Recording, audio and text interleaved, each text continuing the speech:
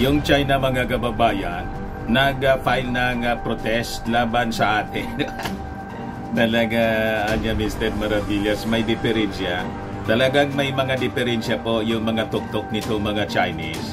Sila yung nangharas, sila yung aggressor, sila yung nangbomba ng water cannon, sila yung pumasok sa ating territory. Sila pa yung nag-protest, nag-file ng protest sa ating embassy. You see, mga kababayan, pero siyempre hindi man tayo magpapahuli mga kababayan. Nagbabagang mga balita at pagtalakay sa mga isyu na lipunan. Bulsa, opinyon, banat at paglalantad sa katotohanan. Bulsa, what you see is what you get. You decide. Bayan dito sa gawain ito ng mga Chinese, sinamon po ng ating gobyerno yung charge the affairs nila dito para sabihin sa kanilang pagmumuka na wala silang right mga kababayan sa ating Ayungin Shoal. So ito yung mga developments na mga balita ngayon. At saka, hinamon na rin po ni Defense Secretary Gibo Teodoro yung China na daanin anya natin itong problema, yung maritime sovereignty claim sa arbitration. So tama lang mga kababayan itong challenge na ginawa ng ating DND Secretary. So ito ngayon yung mga balita ngayon. DND Chief dares China to put maritime sovereignty claim to arbitration. Tingin mo niya, Mr. Maravillas, papayag dyan yung China? Malamang hindi po kasi talo na nga sa UNCLOS. But anyway, importante po, we're willing to face them sa arbitration po. Kasi that's the purpose kung bakit mayroon po tayong United Nations. United Nations Arbitral Tribunal para yung mga conflicting claims po ng mga bansa tulad ng dito sa atin po may magdidesisyon. Hindi yung dadaanin po sa laki at saka sa puwersa ng military. Tama po. Dahil kung hindi, World War III na po, mag-uubusan lang tayo niyan ng tao sa mundo. Sabi nga natin mga kababayan, sa gera, walang panalo dyan. Malamang maulit mga kababayan yung gera at mauwi sa nuclear exchange. Pag umabot tayo sa nuclear exchange mga kababayan, tribulation na yan.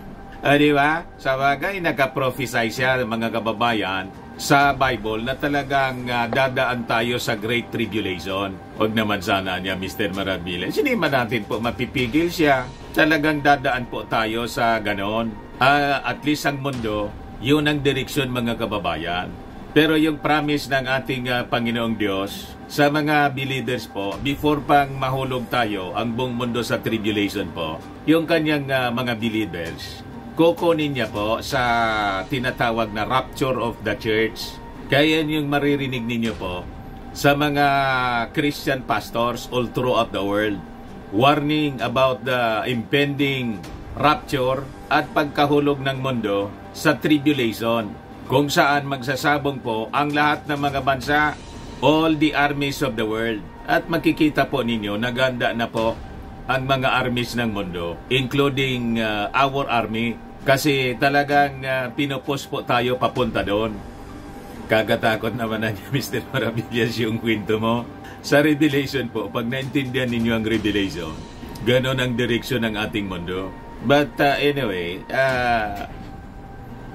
going back dito sa ating topic po. So ito na nga po, sabi ng ating Department of Foreign Affairs, China has no right to be in Ayungin Shoal. So ito po yung pinalabas na statement ngayon, March 25. Sa mga naganap ng Malinis and Spacious Fitness Gym, pumunta na lang po kayo sa aming Colossal Fitness Gym. We also offer Grab car rental with our brand new 2023 model ng Toyota Innova. We also accept booking for those who are planning to travel via PAL, Cebu Pacific, and other airline companies, local and international, and Meralco Bills, Aleco Bills, PLDT, etc. Ang Colossal Fitness Gym is located at 3rd floor Security Bank Building, Lanco Business Park, Legazpi City, Albay. For inquiries, look for Gilon Maravillas. Contact number 0966-802-0949. Lagi na pong matao sa amin. Na-set up na rin yung aming mga bagong gym equipments. May treadmill na rin po kami. Ito naman po yung bago naming product na binibenta online. Eye Glow Serum, whitening po siya. Tingnan ninyo yung epekto sa aking anak na architect before and now. Yung mga inquiries po ninyo, dumiretso na lang kayo sa kanyang Facebook account, Riz Maravillas. Ito naman po, Firmax Firming and Lifting Cream, pinapahid po sa mga pulses and affected area. Mainam po siya sa mga pains, mga paninigas na mga kaso-kasuan. Pinapahid-pahid lang po siya sa mga pulses. Ito naman po, Automax Radiant Serum. Sa mukha naman yung application. Anti-aging po siya. You will look 10 years younger than your age. Sa mga cancer patients naman po, baka lang gusto ninyo itong itry. Ningxia Red Mix Fruit Drink. Hindi man po siya gamot, food supplement siya. Kaya lang, gawa siya mga kababayan sa goji berry. Yung goji berry may anti-cancer properties. Yung mga inquiries po ninyo, dumiritso na lang kayo sa aming messenger sa Facebook para masagot namin agad. Ayos pa? Ayos na ayos niya, Mr. Maravillas. Mula sa spokesperson ng Department of Foreign Affairs. So sabi po dyan, the Department of Foreign Affairs summoned the charge the affairs of the Chinese Embassy this morning to convey the Philippines' strong protest against the aggressive actions undertaken by the China Coast Guard and the Chinese Maritime Militia against the rotation and resupply mission undertaken by the Philippines in Ayungin Shoal on March 23, 2024. Nung Sabado po, the Philippine Embassy in Beijing has also been instructed to lodge the same démarche with the Chinese Ministry of Foreign Affairs. In these démarches, the Philippines stressed, among others, that China has no right to be in Ayungin Shoal, a low tide elevation that lies within the Philippines' exclusive economic and continental shelf in accordance with the 1982 UNCLOS and as affirmed by the 2016 Arbitral Award. So yun po yung diplomatic actions na ginawa ng ating gobyerno through the Department of Foreign Affairs. So tama po ito mga kababayan para may records ng mga aggressions na ginagawa. Ito pong mga ginagawang pambubuli sa atin, pang-water cannon, panghihimasok sa ating territory nitong China. So sabi dyan mga kababayan sa statement, China's continued interference niya with the Philippines' routine in lawful activities in its own exclusive economic zone is unacceptable. It infringes upon the Philippines' sovereign rights and jurisdiction. The Philippines demands the Chinese vessels to leave the vicinity of Ayungin Shoal and the Philippines' exclusive economic zone immediately. The Philippines has made sincere efforts to implement the instruction of President Marcos and President Xi to lower tensions. China's aggressive actions call into questions its sincerity in lowering the tensions, in promoting peace and stability in the South China Sea. Even as the Philippines continues to engage China in dialogue and diplomacy at the bilateral and multilateral levels, China's aggressive actions contradict and put to waste ASEAN-China efforts to promote practical activities to foster peace and cooperation in the region anya. The Philippines urges China to take the correct track of abiding by international law and respecting the legitimate rights of other states like the Philippines and to cease and desist from its continued violation of international law, including the 1982 UNCLOS in the 2016 Arbitral Award. So that's the end mga kababayan of the statement na pinalabas kanilang umaga lang ng ating Department of Foreign Affairs. Talaga pong may pagkaloko itong China. Iba yung kanilang sinasabi sa kanilang mga ginagawa. So malinaw, ang ating demand is for the Chinese vessels to leave the vicinity po. Kasi atin po yung lugar. Pero anya Mr. Maravillas, parang inunahan na tayo ng China sa kanilang protesta. Ganon man talaga yung mga ugali niyan. Ang akala nila, pag nauna sila sa pagpalabas ng mga statements of protest, may maninawala sa kanila. Wala man maniwala sa kanila. Wala silang right na mag-protest kasi sila yung agresor. Dapat tayo po yung nagpo-protest kasi sila yung pumapasok eh. Sila yung nang-aapi sa atin. Sila yung nananakit. Tatlong mga sundalo natin yung nagka-injury. Ang nasaktan po. Pagkatapos may gal pa sila na sila yung magreklamo, sila yung mag-protest.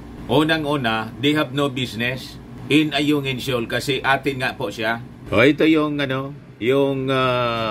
protest ng China. China is protesting the alleged trespassing daw ng Philippine resupply vessels sa Ayungin. Sa statement na pinalabas nila kanina din, Chinese Embassy in Manila said it has lodged representations with the Department of Foreign Affairs against illegal trespassing of UNISA May 4 noong March 23 anya to bring supplies to the grounded BRP Sierra Madre in the Ayungin Shoal. The representations pointed out that the Philippines disregard China's strong opposition, communicated clearly to the Philippine side until the 11th hour by sending 2 Philippine Coast Guard vessels and 1 resupply vessel to the shoal. It was deliberate and provocative move that infringed upon China's sovereignty and maritime rights in interest and undermine peace and stability in the South China Sea. Sabi po ng pagbalubagi, kasinungalingan po nitong China. Bakit niya Mr. Maravillas balubagi? Igawa-gawa nilang kwento yan. Paano man natin i-infringe yung kanilang maritime rights na atin yung territory? Tama? At it is recognized by the United Nations through the UNCLOS. Tama pa? Kaya sabi nga po ni DND Secretary Gibo Teodoro, we put the sovereignty claim ninyo. You put it to the arbitration. Yan ang kanyang ngamon sa China po, mga kababayan. So sabi niya rito, the Philippines Defense Minister on Monday dared China to take its claim of sovereignty in the South China Sea to international arbitration following another standoff at the weekend by Manila. But Manila said would not budge on its position. If China is not afraid to state its claim to the world, then why don't we arbitrate under international law? Hamon mga kababayan ni Gibo Teodoro. Tama po. Yan lang, siyempre. Dati na silang talo. So, ang mangyayari niyan mga kababayan, uulitin lang ng UNCLOS yung desisyon nila. I-reiterate lang yung kanilang previous decision noong 2016 na kanilang inilabas. Pero dahil yung Pangulo ng Pilipinas kampi sa kanila, ayaw i-recognize, pati ni Digong. Saan kapulutin yan mga kababayan? Mismong presidente ng Pilipinas ayaw i-recognize yung desisyon ng United Nations Convention on the Law of the Sea na pabor sa ating bansa. Pinaboran na, ayaw pa. Kaya mag-ingat po tayo, mga kababayan, sa susunod na eleksyon 2025, lalo na pong 2028, kung mailagay natin sa Palasyo Malacanang ang isang leader po na pinaboran na ng International Arbitral Tribunal, ayaw pa niyang tanggapin yung decision, gustong itapon sa basurahan, mga kababayan. So anyway, yan po ang mga developments ngayon ng balita. Ako po si Dante Maravillas. Bye-bye. God bless.